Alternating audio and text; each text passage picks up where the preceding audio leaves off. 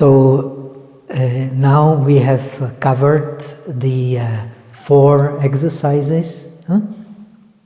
You need to understand the meditation on the breath in terms of the Kaya Gata Sati, in terms of the mindfulness gone into the body.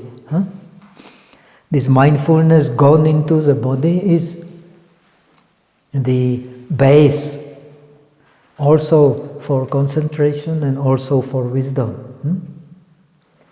So that is why this exercise of mindfulness gone into the body is also shamatha, also vipassana. The vipassana in it is the meditation on the 4 elements. In the traditions that I have learned, this meditation on the 4 elements is the entrance into vipassana. But you don't go into vipassana unless you have mastered the dhyanas.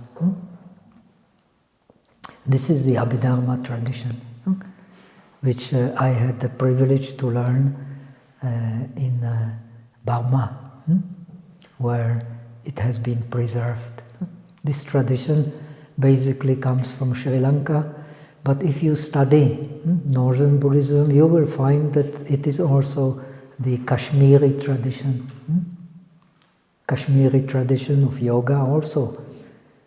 When you study the treatise of Kumarajiva, for example. So when you study the Mahavibhasha Shastra, which is only unfortunately available in Chinese and Tibetan, not in the original, you will find that this meditation on the 4 elements was very crucial for the Theravada tradition, for the Sanskrit tradition as well.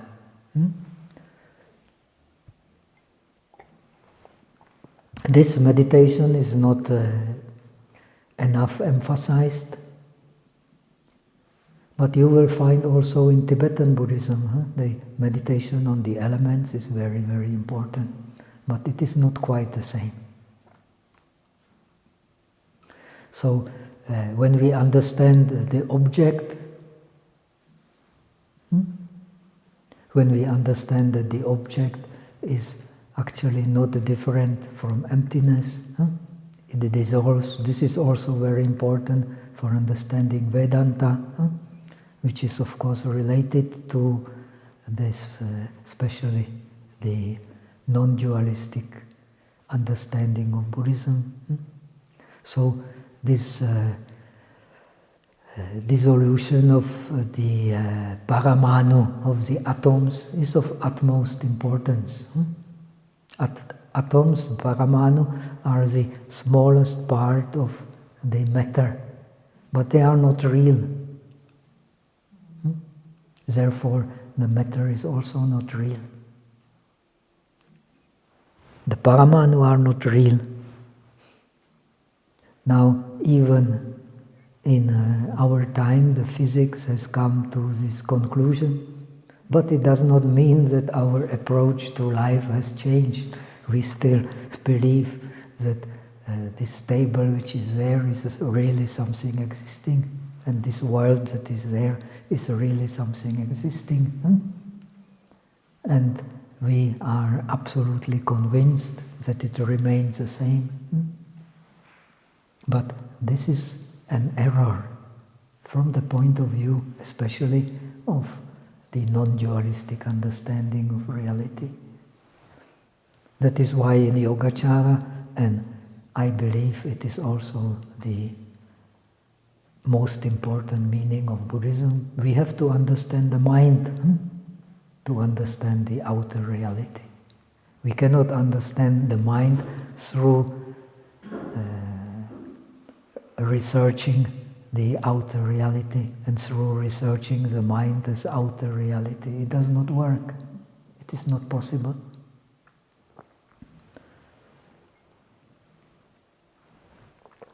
Now back to our text. Best is you remember these 4 exercises by heart if you want to meditate on them to see how linked they are. Huh? So first we learn in our text, it is very important, which the translator did not translate. We are learning. We are learning even the first stage. Even when you become, you get the jhanas, you get a deep vipassana, you are still learning the first stage. To breathe in and breathe out mindfully. Everything comes finally from that. If that is not clear, how do you expect to get any deep realization on meditating on the breath?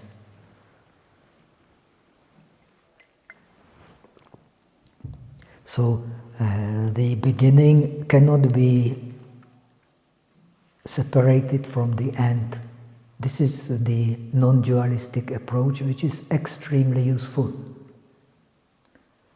Now, in my experience of teaching meditation, mostly I always meet people who want to count the breath, count the breath, count the breath, count the breath, and they don't see that this counting the breath also means following the breath and placing the mind on the concept of the breath.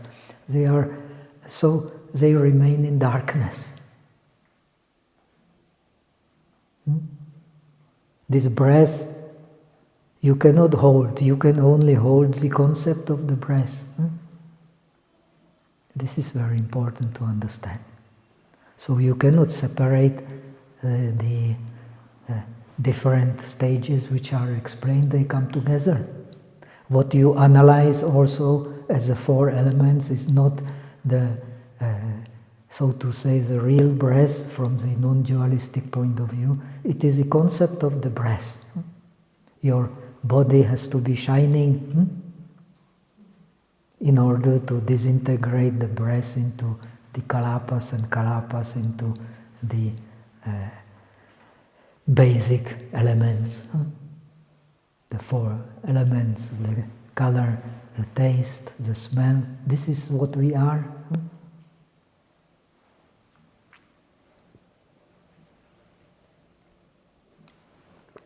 Then comes the element of the mind. When Buddha is teaching, when you investigate the elements, you don't see the self. When you investigate the self, you cannot see the elements. This is a Buddhist approach, which is very useful. But it is the technique. This technique is extremely useful for experiencing the highest reality.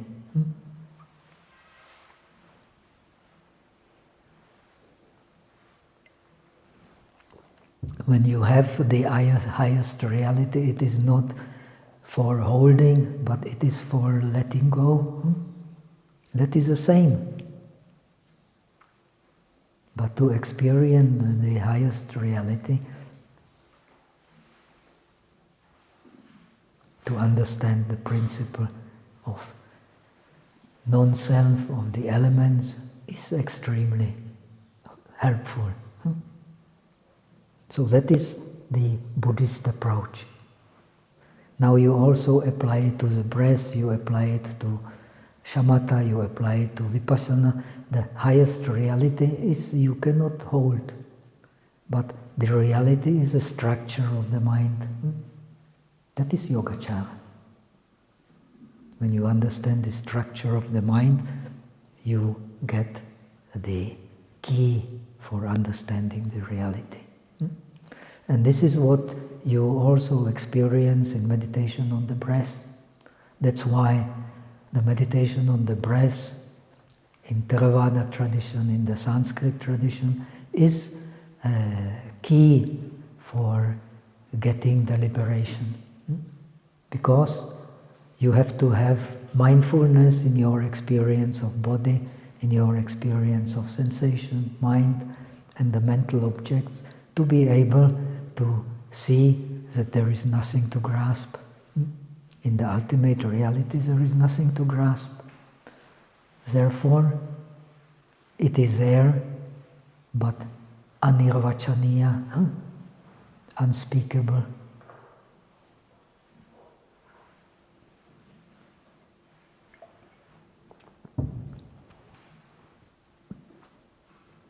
So, these 4 exercises, to remind you again, is we learn to breathe mindfully.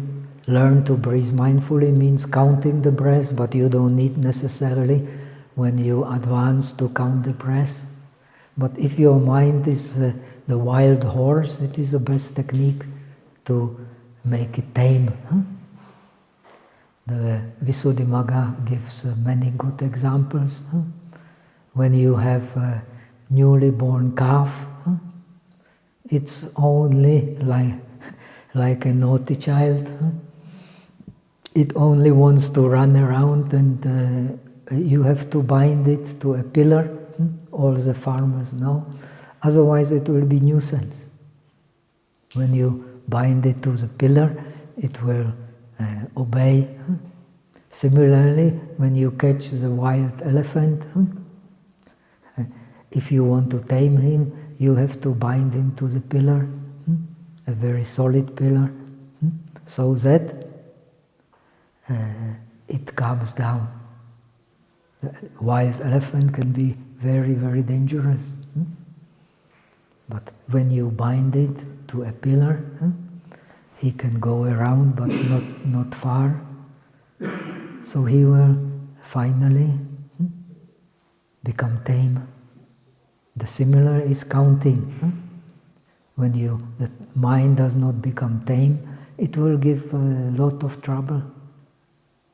You have to see it. You have to experience it deep with your body and the mind. Body and the mind cannot be separated. The body will not be at ease. The mind will not be at ease if they are running around blindly without any wisdom. So we have to learn to use the body and the mind with wisdom. And that is mindfulness.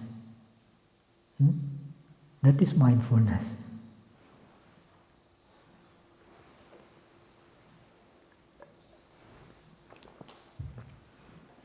So, this is the first step, but this first step cannot be separated from the other steps. When you are able to breathe in mindfully, you distinguish very clearly if your breath is long or breath is short. When the breath is long, it cannot be short. When the breath is short, it cannot be long. Now, if you learn, but it is not necessary for the beginners because it is rather subtle. When you learn more subtle understanding of this meditation, especially if you're interested in Qigong, yoga, medicine, so it is extremely useful. You don't find this in the Theravada tradition, but in the Chinese tradition it is very common, also in Zen, also in other traditions. You pay attention not only to the in-breath and out-breath, you also pay attention what is going on between the in-breath and out-breath and in-breath. Otherwise your mindfulness will not be complete. So, when you pay attention to some object with mindfulness, that object becomes clear. That is a key to pranayama. The pranayama you also first experiment by will, but then you stop controlling also. In Buddhist practice, you from the very beginning, you only practice mindfulness. That's why it is called the anapanasati, the meditation on in-breath and out-breath, on the base of mindfulness. Mindfulness is that which makes the attention concentrated. If our attention is not concentrated, you pay attention to one object and your mind is running to other objects. Whatever object comes into the sphere of the mind, when it makes impact on the mind, it will run to that object. That is the monkey mind. That monkey mind is in yoga, no matter whether the Patanjali Yoga Sutras, no matter whether Vedanta, no matter whether Buddhism, no matter whether in the Jainism, this monkey mind is dukkha. What else is dukkha but this monkey mind? This monkey mind is dukkha. Unless we do yoga, we don't find out that this monkey mind is dukkha. In samadhi, you don't have dukkha. You don't have dukkha at all because you are, your object is a mental object and you merge with that object, so you can tolerate the pain in the body because it becomes secondary object. When you pay attention to it, it becomes a primary object, and then the pain becomes more, because the nature of concentration is a magnifying glass. What you observe with the concentrated attention, it becomes a clear object. Now this is a challenge for wisdom. Unless you have ability to pay attention with concentration, then you don't see. This is a challenge for wisdom. That's why wisdom comes from mindfulness. No mindfulness, no wisdom as far as yoga is concerned. That's people nowadays, they spend their lives without mindfulness, so always in some trouble or another trouble. Never happy. Happiness, very difficult to get. So, as we have explained yesterday, you search happiness by that which is harmful for the body, harmful for the mind, so the unhappiness becomes even more, because you're using the wrong means to search for happiness. So, as far as yoga tradition is concerned, the only way to get happiness is to fix your mind. And to fix your mind, you have to go home. Take your attention inside. That is also part of mindfulness.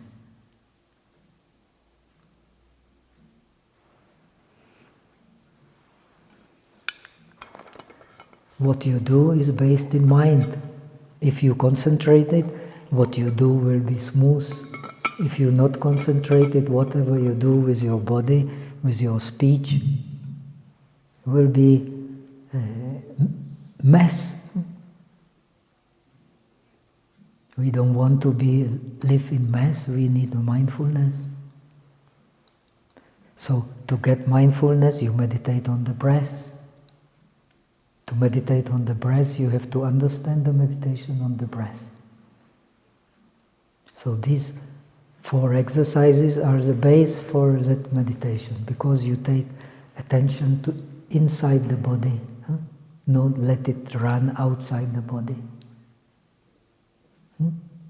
That is a base. And to do it, when you are mindful of the breath, then you distinguish very clearly it is a long breath or it is a short breath. Now you have learned when you pay attention to the 4 objects. Also in between breaths, when the in-breath and out-breath is long, the in-between breath is very short. when you pay attention only to the in-breath and out-breath, so you even don't notice the in-between breaths. But when you notice it with concentration, it eventually becomes more and more clear, so the gross breathing goes into the background. This is how you go into samadhi in this tradition. And it is connected with Qigong, it is connected with yoga. Hatha yoga is also based, Hatha yoga is often taught as gymnastics, but it is also based on this principle. The real Hatha yoga comes only when you have pratyahara, when you see the movement from inside.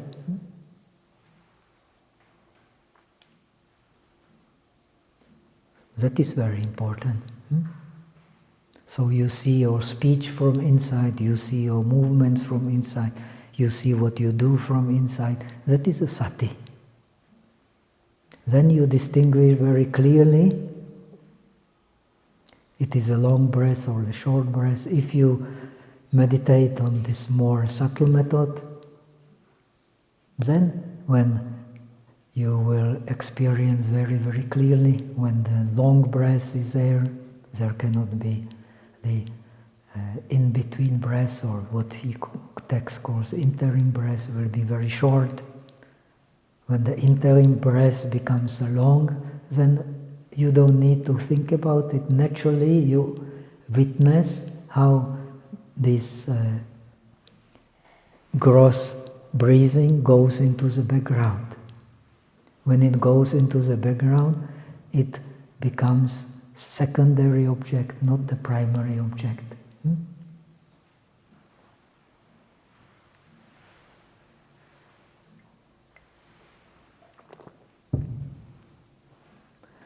Now, the third exercise is you learn to experience the whole body. When you practice the Theravada tradition according to Visuddhimagga, which we might have learned because it is a prevalent tradition, that means at the Anapana Nimitta, at the place where you're experiencing the in-breath and out-breath, you experience the body of the mind, the whole body, because you concentrate there, you will feel the whole body like being there. And the whole body of the mind. Mind is also a body.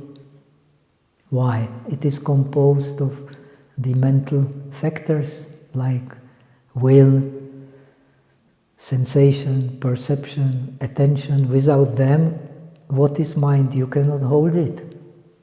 But still it is there. This is a mystery of the mind.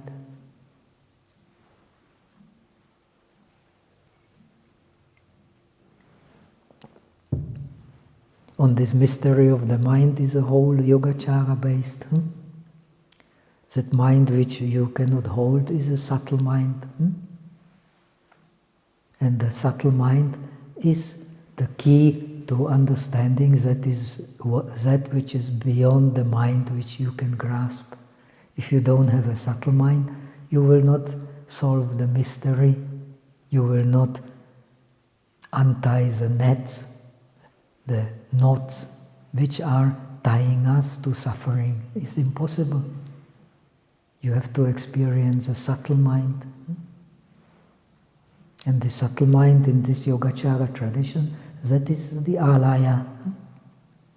We will learn in the afternoon, everything comes from this alaya. But it is our subjective mind, not objective mind. Everything we experience in samsara is a subjective mind, it is not objective mind. The objectivity is a natural state we do not know.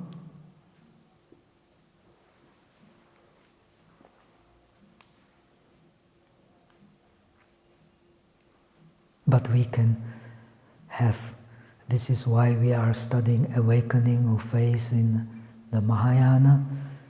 We can grasp it through the faith. The faith is very important. in the non-dualistic tradition. We have the faith in that which we cannot grasp. And that which we cannot grasp is real. It is there. But because we want to hold it, we don't see it clearly. This part is the same as taught in the Upanishads, taught in the Vedas. It is neti.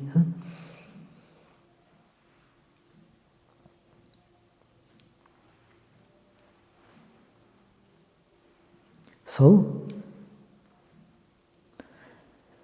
when we are experiencing the whole body on the place where we are touching the breath and the body and the mind, we sublimate the breath. Unless it happens, we will not be successful in sublimating the breath.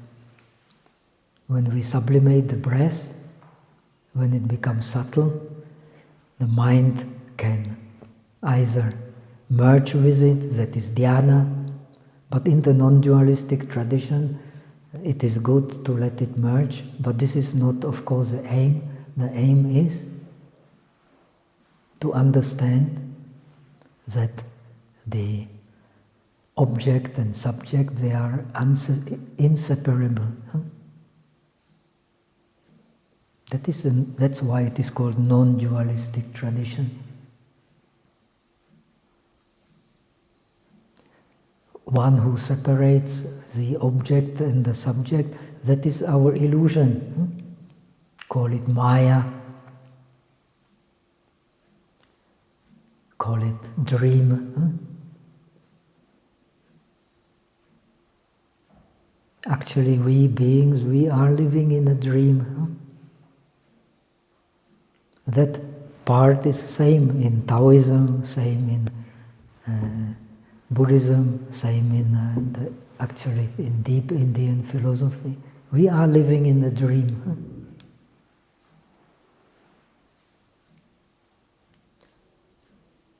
Zhuangzi dreams of a butterfly.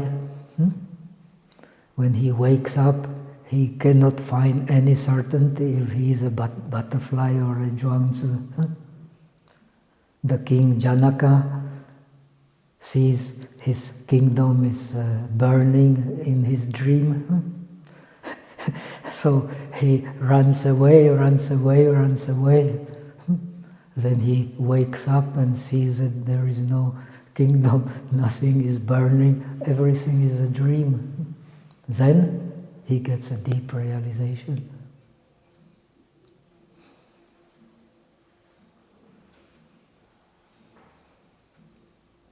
And you will find many stories like that. In the Jatakas, you will also find similar stories where the Bodhisattva is deprived of his kingdom, but he practices titiksha, forgiveness. That's how he finally conquers all the enemies.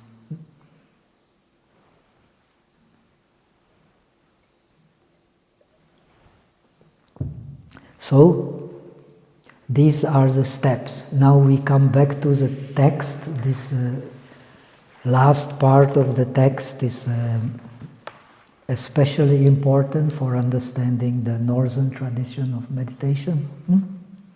It says,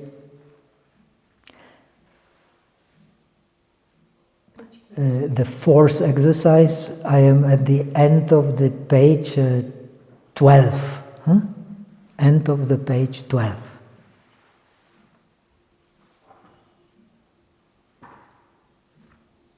When one is focused on the vacuous circumstances, well, let's start from the beginning, the exercise number 4. Pasambayam kaya sankaram asasisamiti sikhati, pasambayam kaya sankaram pasasisamiti sikhati.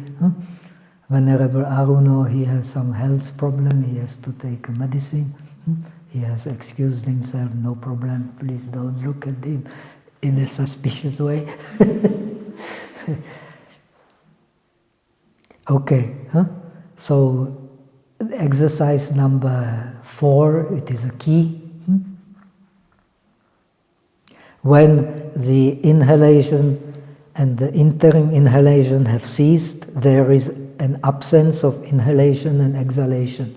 That means there is an empty period. And one is focused on the circumstance of the absence of inhalation and exhalation. That is the empty period.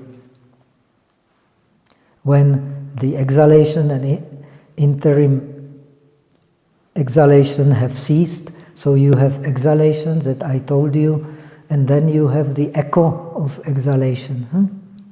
When you are meditating on these two, you know what is echo? No? Теперь по-русски тоже можно сказать, эко.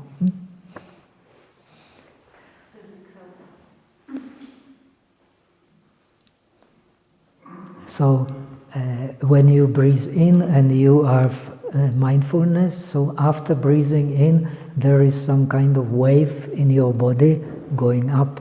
When you breathe out, there is some kind of echo of the energy going down. When you can see it very clearly, it means your mindfulness is getting better.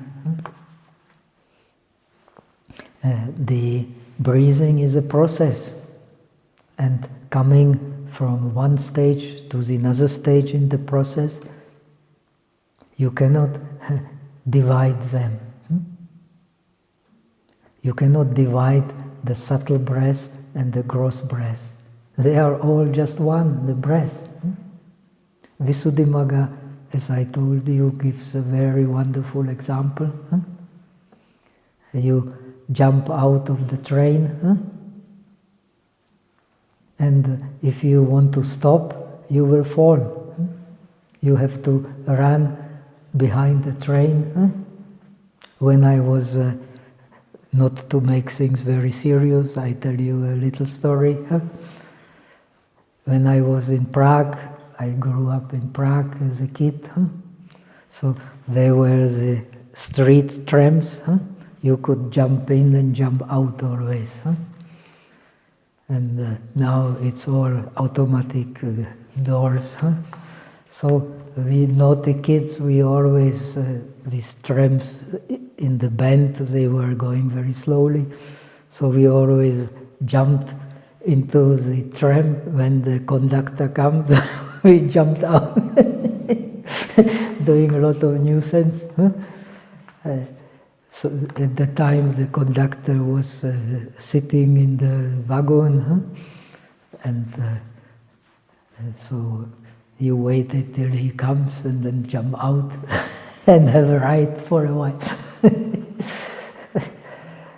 Anyway, so the mind also is a process. Breathing is a process. It's not that the subtle breath is separated from the gross breath is separated from the other, because our mind is naughty, like the kid. So we want to separate Aristotelian logic. When there is movement, there cannot be silence. When there is silence, there cannot be movement. But there can be movement in silence, why not? But you have to have mindfulness and awareness. You can move your body in silence, you can speak in silence, you can think in silence.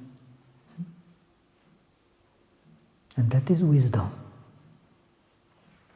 That is why in Sanskrit the sage is called Muni. Muni does not mean that he does not speak. He can speak a lot, but his mind is in silence. It is not to separate silence from the movement, but it is to do movement in the silence. And for that we need mindfulness and awareness. When you can do it, all obstacles are not real. It is Maya. When you can't do it, a problem, a lot of suffering.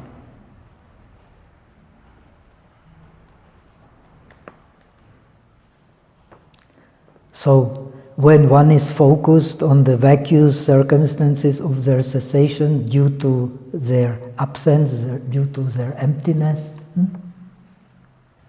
in Buddhism, absence is emptiness. Emptiness is absence. But absence does not mean that nothing is there. This is a big mistake. Absence does not mean that nothing is there. Everything can be contained in the absence, and that is very difficult for the Aristotelian logic to understand. It always protests, always protests.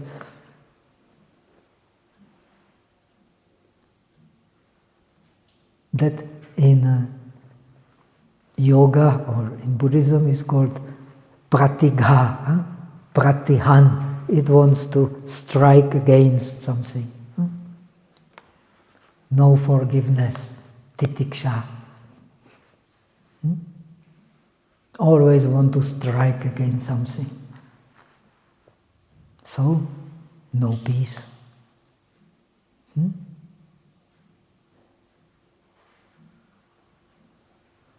So that is why it's so important if a breath is inhaled upon really refining the body formation, one practices noting the inhalation upon really refining the bodily formations. You breathe in and breathe out, silencing the mind, refining the bodily formations, which is breath. Breath is bodily formation. When the breath is not in the body, it's completely useless. You can take it to the funeral pile, funeral pile, you say?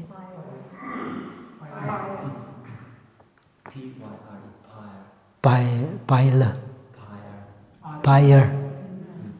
Yeah, I'm not an expert in English, but I'm learning. And as long as we learn, we always joyful. Pyre.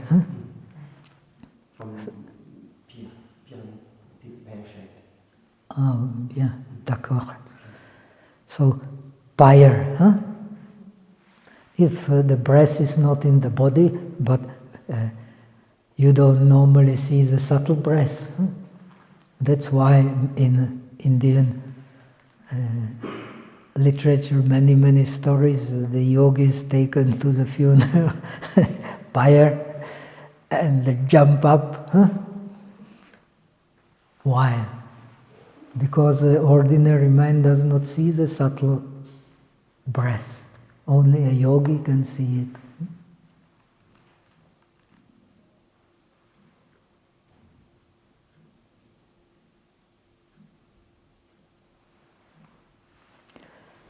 So, if a breath is exhaled upon really refining the bodily formations, one practices noting the exhalation upon really refining the bodily formations, moreover, as a result of devotion to this practice.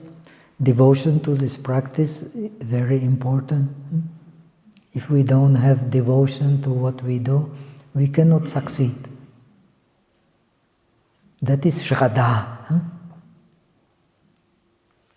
That is why awakening of faith in the Mahayana, you have to have faith in your bodhicitta. Only then you can practice the bodhisattva path. If you don't have faith in your bodhicitta, then you cannot practice bodhisattva path. It is not possible, because we don't see what the Buddha sees. but still we are part of it.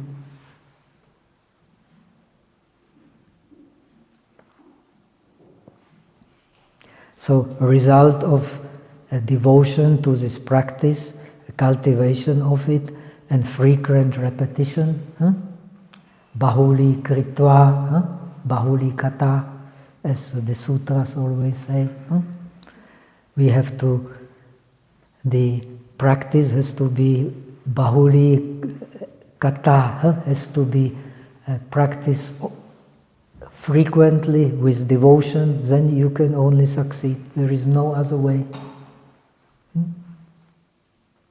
Practice with frequency and with devotion. In Sanskrit it is called satata sakrityam. Satata sakrityam. If you don't practice satata sakrityam, you cannot succeed in meditation. Impossible. Satata sakrityam means continually. Satata sakrityam with devotion. You will find in all yoga books, Buddhism, Hindu, Jaina, the same. Satata sakrityam. Continually with devotion. Now, we are not Buddhas because we have not practiced satata sakrityam with continuity and with devotion. So we are not Buddhas, but we learn. And of course we are not Milarepas, we are not Shariputras, so we have to have patience. Without patience we cannot study.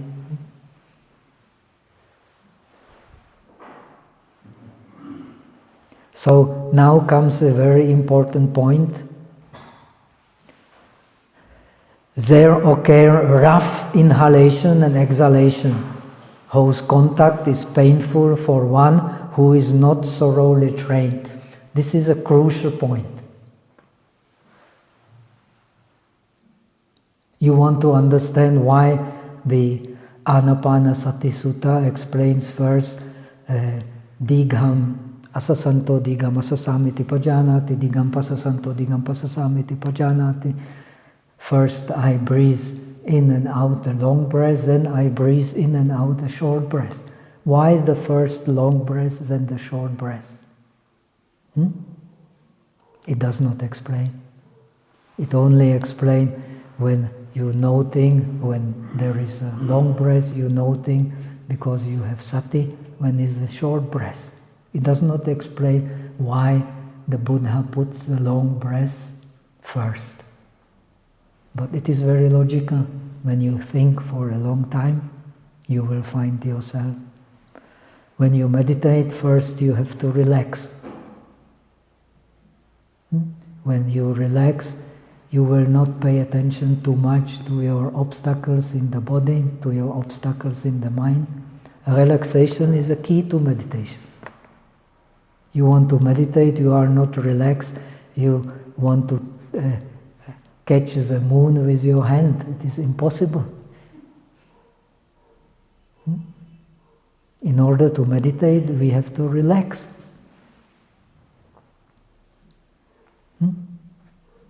When you relax, the breath will become pleasant and will become long. Then it is easy to concentrate on it. Now when you concentrate on it, you will find it will become shorter. You can think, oh, trouble. People have fear also. People even stop meditation, so they are progressing. Fear. What's happening there? But it is a very natural process.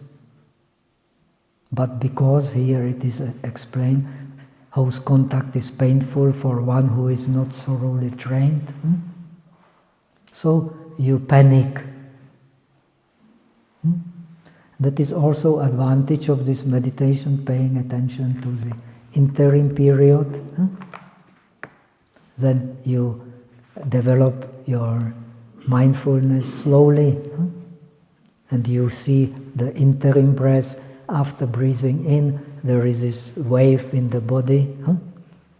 After breathing out, there is again the wave in the body that makes your mindfulness very sharp. So you prepare for this subtle breath by paying attention to the in-between breath. Now when you just meditate on this Anapana Nimitta, which is a small place, when it happens you will maybe in shock. But here you have seen, you have 4 periods of attention. Therefore you don't get into the panic. You study when the gross breath is long, then the interim breath naturally becomes short. Right?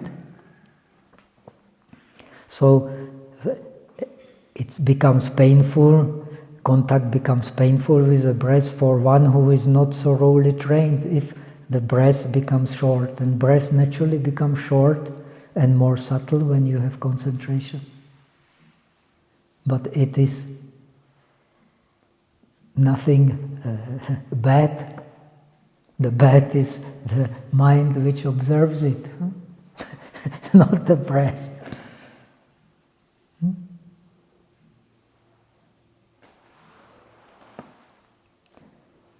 So, on the other hand, for those who are thoroughly trained, there occurs gentle breath whose contact is pleasant.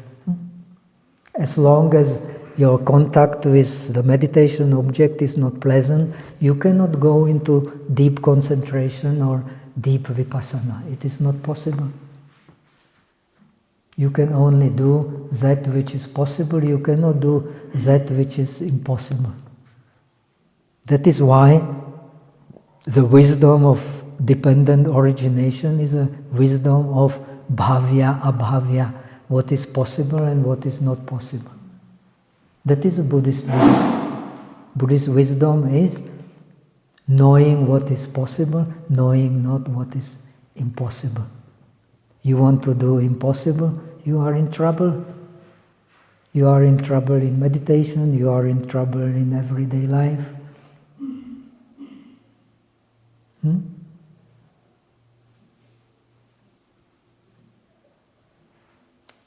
What is the solution? Observe and understand. Sati sampajanya.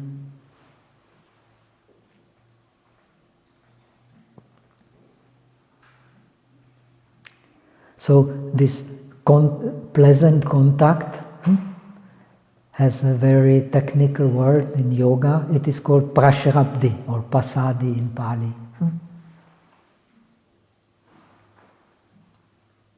According to southern or northern tradition of Buddhism, even you will find this word in Patanjali Yoga Sutras.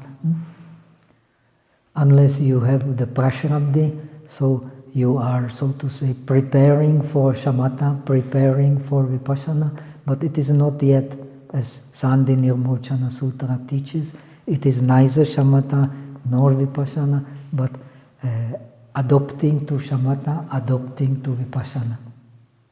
When you have prashrabdi, you can, if you practicing non-dualistic meditation, as the Tibetan meditation, Chinese meditation emphasizes non-dualistic, unless you have prashrabdi, you cannot join shamatha and vipassana into one.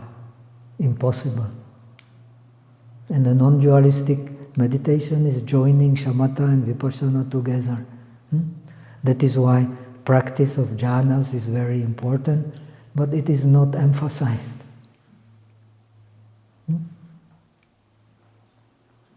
Why? What is emphasized is prashrabdi. The state of relaxation, clarity, which is connected with lightness, smoothness, directness, ujjuta.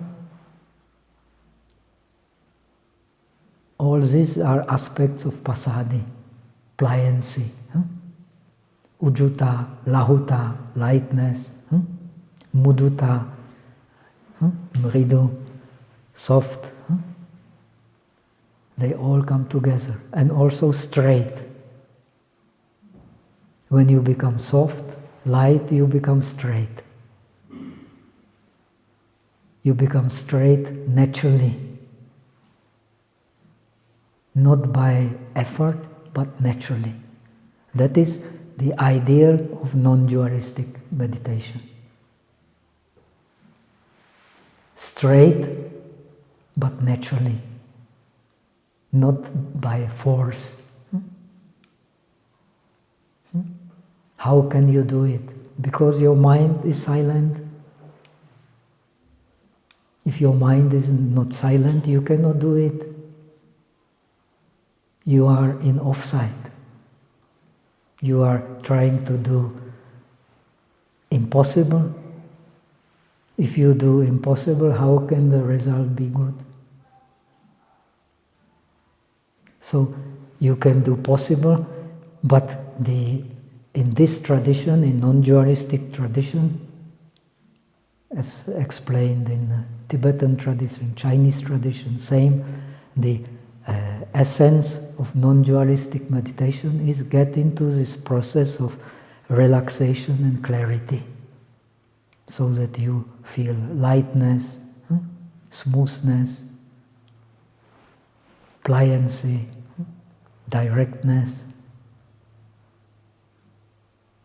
So in the tradition of the disciples, the Abhidharma teaches, same in Abhidharma Kosha, same in the Visuddhimagga Theravada tradition, that the shamatha means the mastery of the 8 samapatis.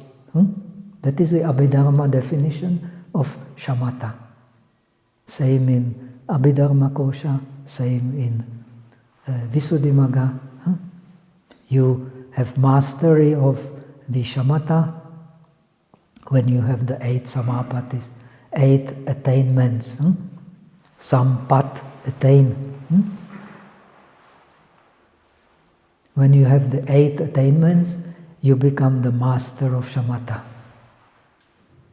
Are these 8 attainments the same as jhanas, 8 jhanas? Yes, sure. The 4 rupa jhanas, the 4 arupa jhanas, they are the 8 samapatis, because you have to attain them. But you are learning in the afternoon the Heart Sutra, there is nothing to attain, there is nothing to non-attain, and therefore the Bodhisattva stays in the transcendental wisdom, having not attained anything. So this is the logic of the non-dualistic meditation. But to understand this logic, it is not a logic here, it is a logic of Prashrabdhi. You have to have clarity, you have to have silence in mind, you have to have smoothness, you have to have directness, you have to have pliancy. What is the difference between Preeti and Prasrabdhi? Piti and Prashrabdhi, it is different, experience is same, but definition is different. According to the Abhidharma Kosha, Prashrabdhi means sukha. Piti means somanasya, somanasa. This is a different definition, but the experience is still same. That is why it's so important to learn a different tradition to understand, not relying on words, but to understand by your own body. This is what is the real shamatha about. You have to understand by your own body, not here.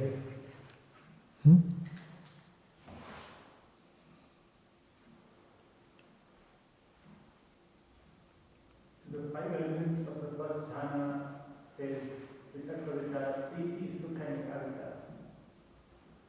So the preeti and the sukha which you saying is the Tasadvi thing. Well, let us discuss later, huh? Otherwise we will never come forward. Huh? It's very nice you are thinking, but please think for yourself now. Huh? We have always the discussion in the afternoon, right? So now, here comes the difference in the northern tradition, especially the non-dualistic tradition.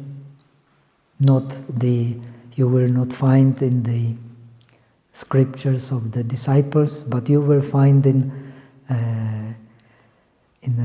mentioned in Sandhi Nirmochana Sutra and analyzed in detail in the Yogacara Bhumi Shastra, especially in the Shravaka Bhumi. Shravaka Bhumi is available in Sanskrit. As far as I know, there is not a complete translation of it. But I was told that in Japan, this Numatea, the committee for translating Chinese Tripitaka, most important thing, they are translating it or already translated, I don't know. I've looked and looked, still no trace of the final result. When I was in Taiwan, in the Fakushan, so I started translating a little bit. Alan Wallace also started translating some. And then the head of this university told me they are doing that in Japan, that is no need to do the double work.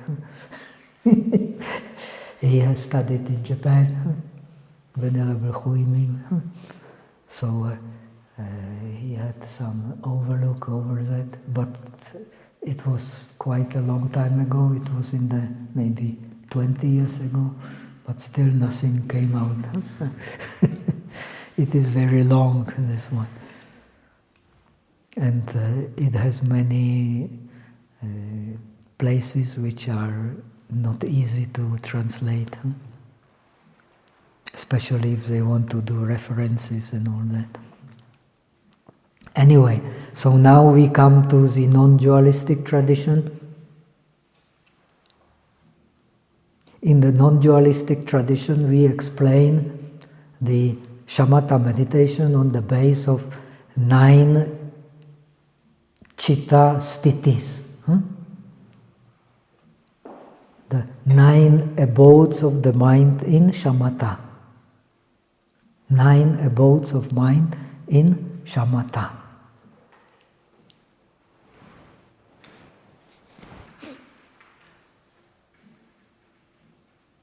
When you go to China, when you go to Tibet, you ask about shamatha, they will tell you, if they are scholars, if you are a Zen practitioner, they will not know, probably, because in Zen they don't emphasize so much scholarship, but in Tibetan tradition it is very important. You learn sometimes 12 years before going into meditation. The problem with the Chinese tradition is precisely that. Many people think you drink your tea and you are enlightened. It is a good approach, but it is only skillful means, and mostly people don't understand it. And when you start thinking that you have realized something, nobody can teach you anything.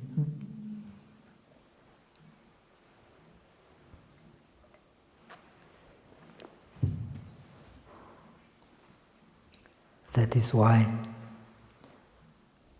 the king of Tibet decided for Kamalashila, not for Huasan, because you need a clarity.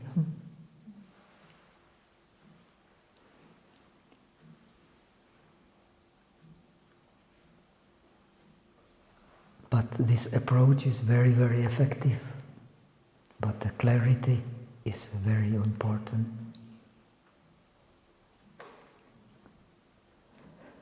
Okay, so now these 9 stages shamatha, of abodes of mind in shamatha. Today, too many informations can lead to mental indigestion. We will learn them slowly. I will just, like in this text, I will tell you the names, and tomorrow we can analyze them. So the first stage is called sthapayati.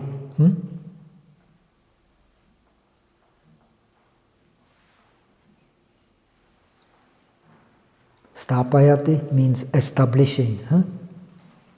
Sta means to stay. Sthapayati, the causative, make stay.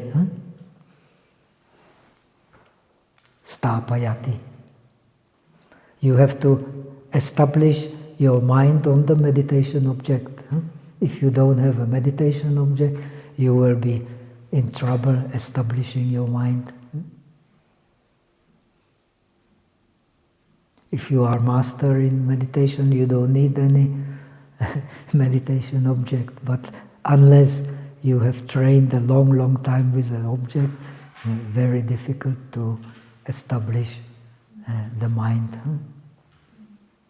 So, sthapayati, make, establish.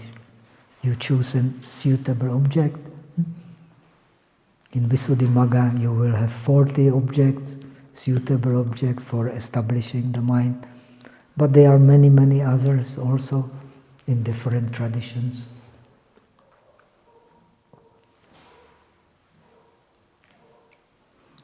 So, after that, samsthapayati.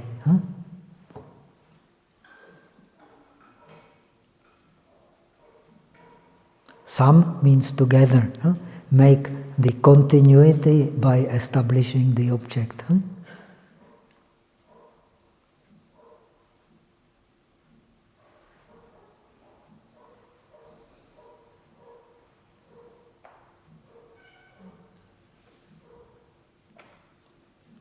Sthapayati, samsthapayati. Then avasthapayati. Ava means down. Establish at the object, so that when it runs away, you immediately bring it back.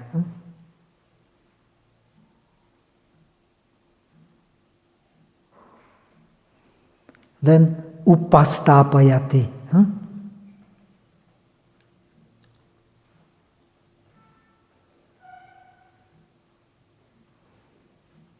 Upasthapayati means it stays on the object, it does not go.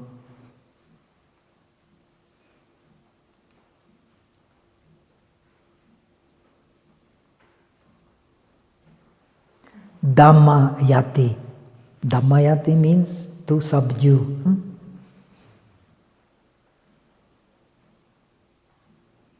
Subdue, we will learn tomorrow. Subdue the gross defilements.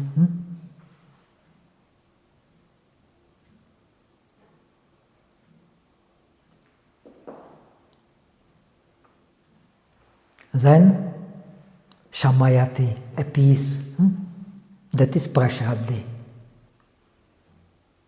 The mind is appeased.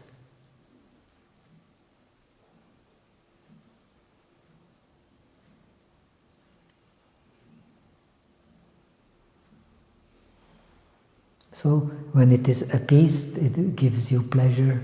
That's why sukha.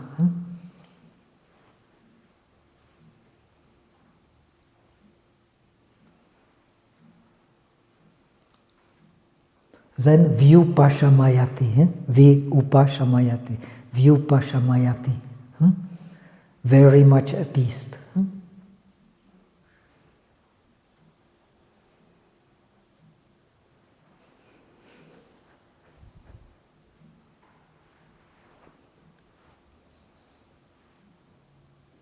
Then, when the mind is very much appeased, ekoti karoti, he makes it one-pointed.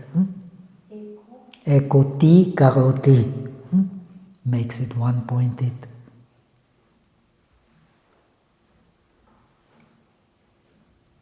And when you have the habit of making it one-pointed, samadhyati, you put it into samadhi. And how it works, we will learn tomorrow. Too many informations bring to the mental indigestion, either mental diarrhea or mental constipation. So please, if you want, learn it by heart. Especially for our Indian friends, it is not so difficult. So these are the 9 steps in shamatha. When you master these 9 steps, you don't need necessarily to go into the this traditional samapatis. You can just observe. Because your mind is not giving you any disturbance.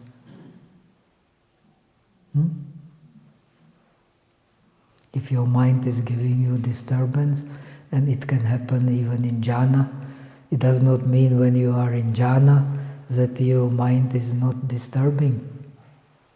If you cling to it, it will still have tendencies to sinking and to rising, because our jhana is not perfect. That's why every jhana has 3 stages. The lower stage, middle stage, and the perfection stage. And the perfection stage is very, very difficult. That's why the heavens also have 3 stages. The lower Brahma, the middle Brahma, and the higher Brahma. Okay, so now we have had enough. Too many information in digestion. Tomorrow we will continue. And I hope before you leave here you have some clarity and practice with confidence. Om Itobo.